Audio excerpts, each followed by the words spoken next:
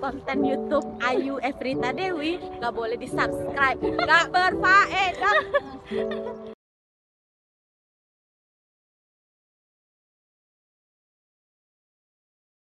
Hello guys, welcome back to my channel. Apa kabar? Terkorla-korla. Ya, jadi aku udah beberapa hari ini sangat terkena virus daripada Bunda Korla gitu. Tapi dia sangat memberikan efek positif kepada kita-kita yang lagi suntuk, yang lagi bosan, yang boring, yang lagi nggak ada kerjaan. Jadi kita nonton video itu. Oke guys, aku masih mau mendiskusikan tentang KDRT. Nah, kali ini aku tidak lagi membahas tentang Lesti Kejurang dan juga Rizky Bilar. Tapi di sini aku mau membahas tentang faktor-faktor penyebab kenapa terjadinya KDRT. Nah, tapi di sini aku tidak membahas secara mendalam, tapi di sini hanya bicara tentang sekilas saja. Ya, mengetahui saja bahwa ini loh faktor-faktor penyebab yang ada sekarang ini gitu. Nah, jadi di sini aku ada beberapa referensi, tapi aku ambil satu. Jadi di sini ada 5 faktor. Yang pertama itu ada dominasi gender. Jadi dominasi gender ini menyebabkan wanita lebih rentan atau lebih besar terkena KDRT gitu. Karena apa? Karena pola pikir di dalam masyarakat itu atau di dalam hubungan suami dan istri itu, mereka menganalogikan atau menyerupai bahwa sebenarnya laki-laki itu adalah atasan, perempuan itu adalah bawahan. Jadi sebisanya mereka itu kayak mendominasi gitu. Utin mendominasi, jadi menciptakan bahwa laki-laki memiliki hak yang sangat besar daripada perempuan. Nah, itu hubungan suami istri berdasarkan dominasi gender. Lalu kemudian kita lihat lagi, tunggu ya guys.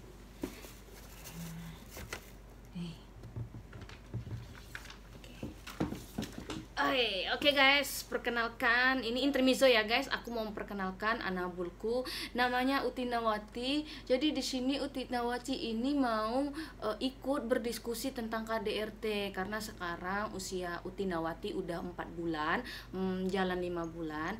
Jadi sekitar 2 bulan lagi Utin ini udah masa fase untuk menikah. Jadi dia belajar supaya dia tidak dikenakan KDRT oleh suaminya nanti. Ya Utin ya. Utin, nah, sekarang dia lagi belajar mempertahankan diri dari serangan. Nah, gitu. Ini Utinawati ya, kenalin ya guys ya. Nah, tuh. Oke. Jadi ini adalah ilmu mempertahankan diri ya guys. Jadi kalau misalkan dia diserang oleh suaminya dengan sigap, dia akan menyerang balik. Ya, gitu. Jadi Nah, ini Utinawati ya guys. Oke. Kita taruh dulu ya guys ya, karena dia suka seperti itu guys. Oke, nah yang kedua itu budaya dan kepercayaan. Nah, budaya dan kepercayaan ini sebenarnya hampir mirip dengan dominasi gender, tapi bedanya kalau budaya dan kepercayaan ini dari dulu-dulunya gitu kan, dari dulu-dulunya itu beranggapan beranggapan bahwa memang laki-laki memiliki derajat yang lebih tinggi daripada perempuan. Nah, ini tidak bisa dipungkiri, memang kalau kita kayak saya gitu kan, seorang istri gitu sama suami, saya pasti akan hormat gitu. Tapi kalau misalkan suami kita sudah melakukan hal-hal yang di luar daripada hal yang wajar, itu menurut saya itu bukan lagi yang harus bisa kita tolerir gitu. Hai. Nah, oke ya guys. Jadi kalau untuk budaya ini memang beranggapan bahwa di masyarakat kita, ini ganggu ya.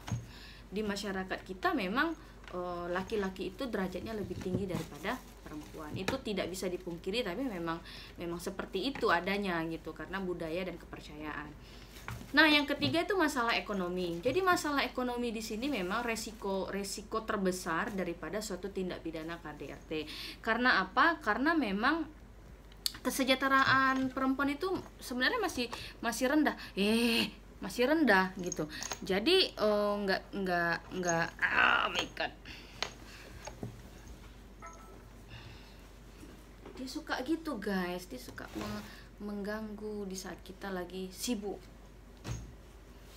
Nah, jadi karena memang ibu rumah tangga itu rentan mendapatkan perlakuan yang tidak baik pada suaminya, karena kembali lagi kepada poin 1 dan poin 2 tadi gitu, bahwa memang perempuan itu harus tunduk dan hormat kepada laki-laki. Itu referensi yang aku baca ya guys. Nah terus yang keempat itu ada trauma masa kecil. Nah jadi sebenarnya faktor pemicu KDRT juga terdapat pada seorang laki-laki atau seorang, ya tapi lebih banyak kepada anak laki-laki yang pernah mengalami KDRT, maka dia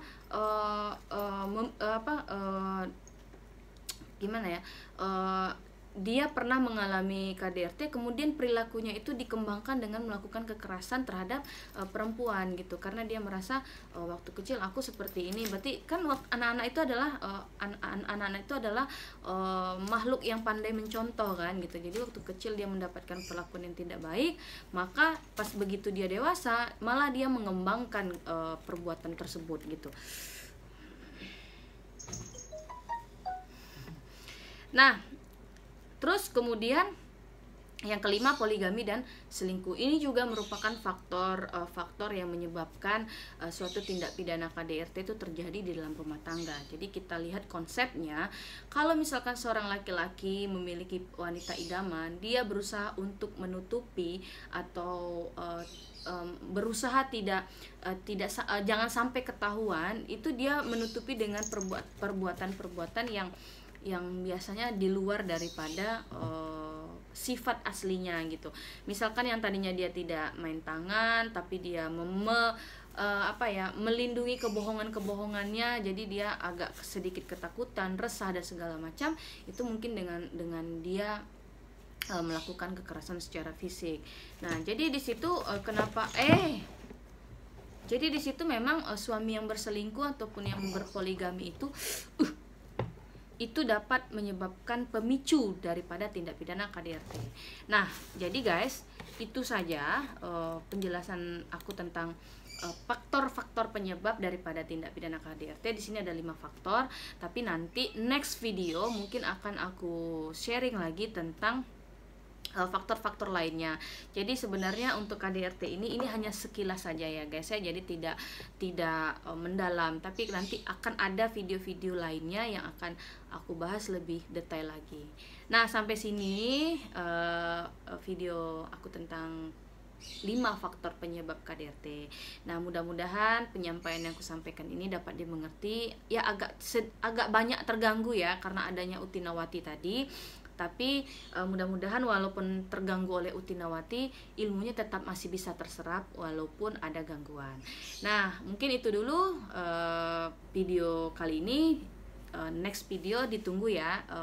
Kita akan bicara apa lagi tentang KDRT. Nah, jadi di sini konsepnya memang video-video yang aku sharing adalah video-video tentang gender, perempuan, anak gitu. Jadi di sini video-video khusus tentang anak, gender maupun perempuan. Oke ya guys ya, kalau gitu mungkin sampai di sini dulu. Bye bye. Konten YouTube Ayu Efrita Dewi nggak boleh di subscribe, nggak berfaedah.